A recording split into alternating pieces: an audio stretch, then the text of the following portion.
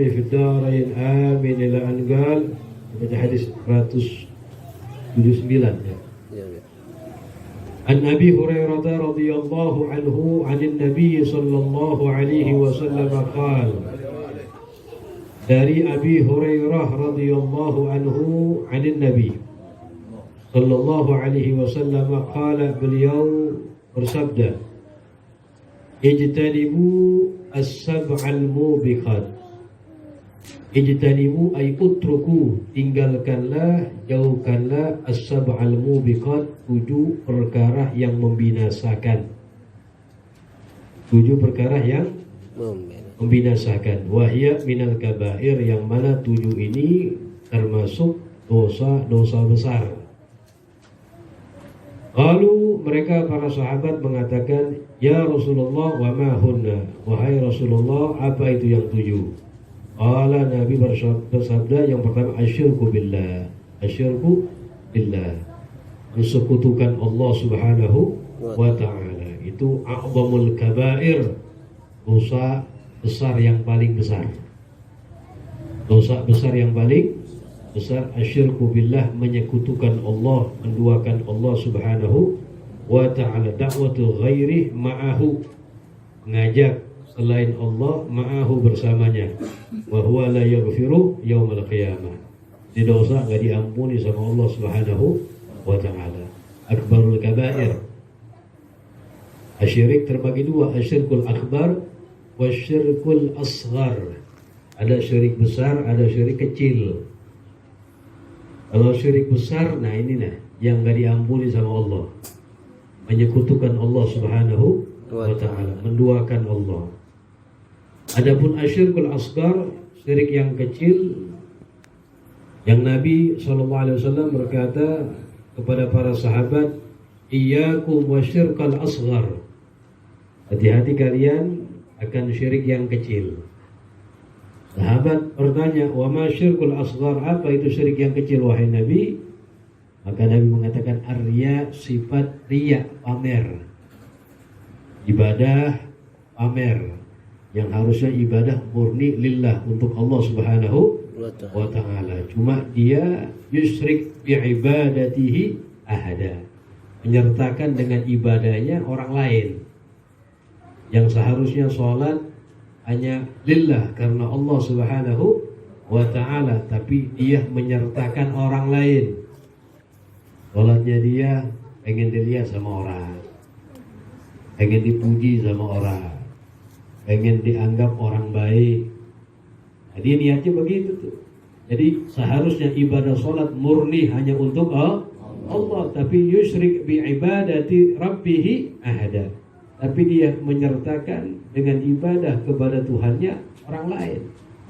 Yang harusnya murni hanya untuk Allah subhanahu, itu asyirkul asghar ya. Cuma yang termasuk dosa besar asyirkul akbar, yang termaksud dalam ini hadis. Itu yang pertama. Yang kedua, wasihir, perbuatan sihir. Ma'ruf dah sihir itu ya, dengan mantra-mantra, jampi-jampi ya, percaya kekuatan selain kekuatan Allah. Wa qatlun nafsi allati harramallahu illa bil haqq. Dosa besar juga apa? Qatlun nafsi, membunuh jiwa, allati harramallah, yang Allah haramkan, illa bil haqq, kecuali dengan hak, dengan benar. Kalau membunuhnya dengan hak, dengan benar, kayak kisos, kayak peperangan, itu membunuh dengan hak namanya kisos. Orang yang bunuh dibunuh dalam hukum Islam. Yang bunuh juga ada kisos al-gojo khusus, itu namanya bil haq, membunuh dengan hak. Tapi kalau membunuh bil ghairil haq, tanpa dengan hak, menghilangkan nyawa orang lain, ini termasuk akbarul kabair, dosa yang paling besar. Sebagaimana Nabi kita Muhammad SAW, beliau bersabda, la zawalud dunya ahwanu indallah min qatli mu'minin bighairi haqqin. Kata Nabi Muhammad, hancurnya dunia berkeping-keping itu masih lebih ringan bagi Allah dari membunuh orang mukmin tanpa dengan hak. Hancurnya dunia berkeping-keping itu masih lebih ringan bagi Allah dari membunuh seorang mukmin tanpa dengan hak. Dilanjutkan oleh Nabi, walau walau kana ahlus samawati wal ardi ishtaraku ala qatri mu'min bighairi haqqin la adkhalahumullahu nara. Kata Rasulullah, kalau seandainya mereka penduduk bumi, penduduk langit sekongkol, atau sekongkol tahu? Kerjasama untuk membunuh seorang mukmin tanpa dengan hak satu, maka Allah akan masukkan mereka seluruhnya ke dalam neraka Allah Subhanahu. Seandainya, kata Nabi, seandainya, tapi nggak mungkin. Seandainya, kata Rasulullah, penduduk bumi, penduduk langit, para malaikat sekongkol, ya, kerjasama untuk melakukan pembunuhan kepada satu orang mukmin tanpa dengan hak, Allah akan masukkan mereka seluruhnya ke dalam neraka Allah Subhanahu wa ta'ala. Ini tentang a'zam, keagungan, kebesaran daripada nyawa satu seorang mukmin. Jadi nggak boleh ditumpahkan tanpa dengan hak.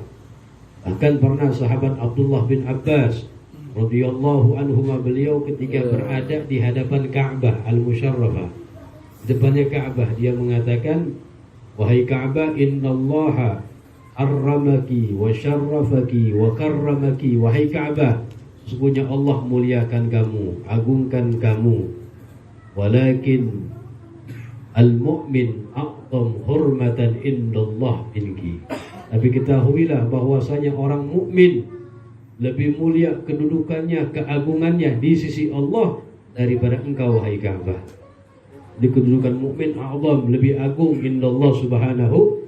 Jangankan membunuh, menyakitkan hati orang mukmin aja, itu bagi Allah masih lebih ringan hancur 70 Ka'bah, dikatakan.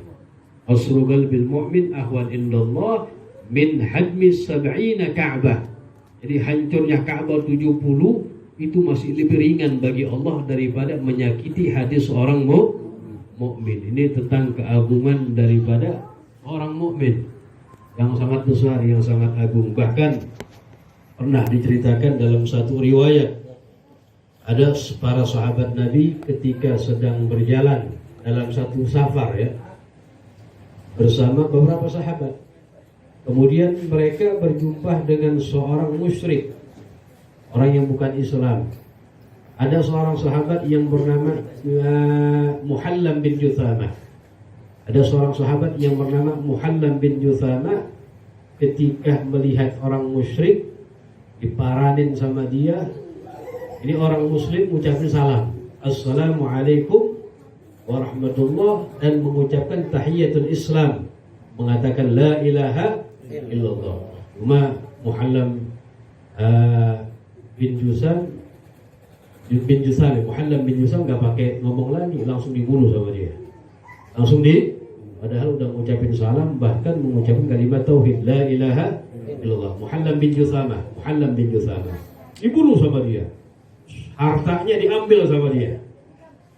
Ini yang sahabat yang lain kaget ini, ya, orang musyrik gak ngapa-ngapain, gak ganggu, bahkan mengucapin salam, bahkan mengucapkan la ilaha illallah. Entah karena takut sama orang Islam, wallahu a'lam. Yang jelas ceritanya begitu. Akhirnya mereka sampai sahabat ke kota Madinah. Ada sebagian sahabat cerita kepada Rasulullah, wahai Nabi, kami di perjalanan ketika berjumpa seorang musyrik, ya, dan ini musyrik mengucapkan la ilaha illallah dan mengucapkan salam kepada kami. Tiba-tiba Muhallam bin Juthamah maju ke depan, ini musyrik langsung dibunuh sama dia. Kemudian hartanya diambil. Nabi marah luar biasa. Kata Rasulullah, panggil Muhallam bin Juthamah. Wa'atabahu 'itaban syadidah, dimarahi sama Rasulullah dengan marah yang luar biasa. Sampai-sampai Muhallam bin Juthamah nangis, bilang begini, wahai Nabi Muhammad, ya, maafkan aku, mintai kepada Allah agar Allah ampuni dosa saya. Apa jawaban Muhammad? Idhab la ghafarallah lak. Pergi kamu, Allah nggak bakal ampunin kamu. Nabi udah bilang begitu, nangis bukan main Muhallam bin Juthamah. Udah Nabi bilang gitu, udah nggak nafsu makan dah, nggak nafsu minum. Ba'da sab'ati ayyam, setelah 7 hari, akhirnya meninggal dunia Muhallam bin Juthamah. Akhirnya udah meninggal dunia sama sahabat, setelah disolatin, Nabi nggak sholatin, disolatin sama sahabat, ya udah dikuburin. Baru dikuburin, digali, kemudian jasadnya diletakkan di liang lahat. Ini bumi langsung memuntahkan jasadnya, keluar lagi. Bingung sahabat, digempar kota Madinah. Gali lagi, dimasukin jasad, dilepehin lagi sama bumi, sampai 3 kali. Udah sahabat pada pesimis semuanya, gimana nih cara nguburinnya? Nah, mungkin taruh sini bangke ntar bau. Akhirnya sahabat menguburkan Muhallam bin Yusamah, jasadnya ma bainal jabalain, antara 2 bukit. Taruh tengah-tengah, kemudian diuruk sama batu dan tanah. Selesai. Ini gempar kota Madinah, jasad Muhallam bin Yusamah, bumi kagak terima. Akhirnya Nabi SAW beliau bersabda, innal arda, kata Rasulullah, sesungguhnya tanah bumi la taqbalu man huwa syarrun min sahibukum hadha. Dan Muhammad, sesungguhnya bumi bakal menerima orang yang lebih jahat dari kawan kamu ini. Walakin Allah arada ayyuriyakum, akan tetapi Allah ingin memperlihatkan kepada kalian hurmata damil muslim, kehormatan darah seorang muslim. Itu kali itu sahabat ingin diperlihatkan oleh Allah Subhanahu wa taala bagaimana tentang keagungan darah daripada seorang muslim. Menunjukkan nih orang yang tadi musyrik, alal khilaf, ulama mengatakan la ilaha illallah, telah masuk ke dalam agama Islam. Jadi kata Muhammad, sesungguhnya bumi bakal nerima orang yang lebih jahat, yang kejam dari sahabat kamu ini. Tapi pada hari ini Allah ingin memperlihatkan kepada kalian para sahabat tentang kemuliaan darah seorang muslim. Jadi nggak boleh tuh, nggak boleh membunuh seorang mukmin tanpa dengan hak. Sama juga kita juga nggak boleh mendukung-dukung aja, ada pembunuhan, oh nggak apa-apa dukung dia, bagus dibunuh, nggak boleh. Kita ngomong siapapun orangnya, nggak boleh. Kita nggak tahu apakah dia membunuh bihaqqin atau bighairi hak. Kita nggak tahu apakah dia membunuh dengan hak, dengan benar atau tidak benar. Waliyadzubillah. Kalau ternyata dia nggak benar membunuhnya, zalim, dan kita mendukung syarikun fil itsmi, maka menyertai dalam mendapati dosa. Na'udzubillah min dzalik. Kadang-kadang karena fanatik bela-belain dia, padahal kagak tahu tuh. Na'udzubillah min dzalik. Kemudian yang ketiga, kata Nabi, wa aklur riba, memakan harta riba. Memakan harta riba termasuk dosa besar, sudah kita bahas pada minggu yang lalu itu. Wa aklu mal yatim, kemudian memakan harta anak yatim. Siapa sih anak yatim? Anak yatim itu man mata abu wa huwa shagir, orang yang bapaknya telah meninggal dunia dan dia masih kecil, belum balik, itu namanya anak yatim. Kalau sudah balik bukan yatim lagi, ya. Kalau sudah balik bukan yatim. Cuma kalau dia masih lemah, maka dikatakan du'afa. Perlu juga kita bantu, tapi bukan atas nama yatim. Harus dipisahkan tuh, ya. Atas nama yatim dengan atas nama du'afa. Kalau sudah balik, ya sudah balik, bukan yatim lagi tuh. Bukan yatim. Nah, itu harus diperhatikan karena masalah harta yatim ini sangat ketat sekali. Nanti akan disebutkan riwayat para sahabat ketika turun ayat Al-Quran yang membicarakan tentang yatim, mereka khawatir semuanya. Ya, jangan-jangan makan harta anak yatim. Nanti kita akan bahas. Kemudian wa tawalli yaumaz zahaf, termasuk dosa besar lari dari peperangan. Nah, lari dari peperangan. Nggak boleh itu lari itu. Kalau ada orang kafir nyerang ke negeri kita, nggak boleh kita kabur. Ya taruhannya perang sama mati, udah gitu aja. Ya. Lari dari peperangan termasuk dosa besar. Wa ghaful muhsanatil mu'minatil ghafilat, menuduh orang perempuan yang baik melakukan perzinahan. Ya, ini nggak boleh deh, nggak boleh. Jangan sekali-kali nuduh orang berzina, nuduh orang melakukan perbuatan mesum. Ini bahaya nih. Ya, kita nggak tahu. Kadang-kadang kita ngomong ke perempuan yang siapa, misalnya perempuan yang nggak baik, dengan bahasa-bahasa yang jelek seperti itu. Nah, ini nggak boleh, karena harus membuktikan, khawatir terkena yang namanya haddul ghadab. Haddul ghadab ini menuduh seseorang berbuat perzinahan tanpa ada bukti. Ini nggak boleh.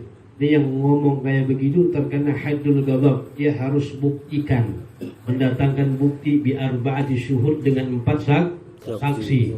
4 saksi, 4 yang ngelihat. Ngelihatnya gimana? Ngelihatnya hubungannya ngelihat. Berat begitu ya.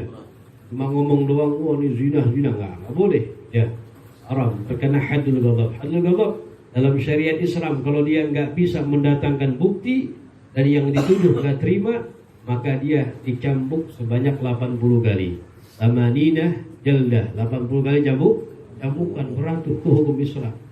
Hanya kunci mulut, jangan sampai terlontar dari mulut kita mengatakan perempuan yang nggak baik, ya, apalagi nuduh perempuan yang benar. Naudzubillah min dzalik. Nah, ini 7 hal yang Nabi perintahkan kepada kita agar kita menjauhkan, karena termasuk daripada dosa besar. Apa yang pertama?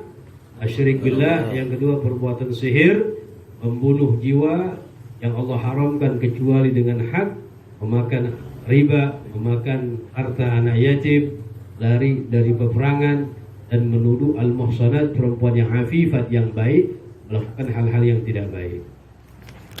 Wa an ibn Mas'ud, hadis yang setelahnya dari Abdullah bin Mas'ud radhiyallahu anhu qala, beliau berkata, qala la'ana Rasulullah sallallahu alaihi wasallam, Rasulullah melaknat siapa? Akilar riba, kepada orang yang makan harta riba. Wa mukilahu, ay allati a'tar riba, dan melaknat yang memberikan harta riba. Yang ngasih dilaknat, yang makan juga dilaknat. Dalam riwayat yang lain panjang tuh, ya, apa yang ngebawanya, yang menjadi saksinya sama, ya, boleh itu dilaknat sama Allah Subhanahu. Kalau kita bekerja di tempat-tempat yang riba, ya lebih baik keluar, ya, cari yang lebih bagus. Maaf, ini bukan ini syariat, emang keras. Misalnya kayak hal-hal yang apa, yang riba jelas dah, ya, riba jelas. Zaman sekarang riba, pegadaian riba tuh, ya, riba jelas itu tuh. Nah, ini menjadi saksinya, pencatatnya, katibnya, yang melihat, termasuk terlaknat oleh Allah Subhanahu wa ta'ala. Oh, itu kan halal, legal, nggak apa-apa, nggak dilarang sama mereka. Tapi dalam agama kita ini termasuk hal yang riba, nggak boleh itu, jelas riba itu dah.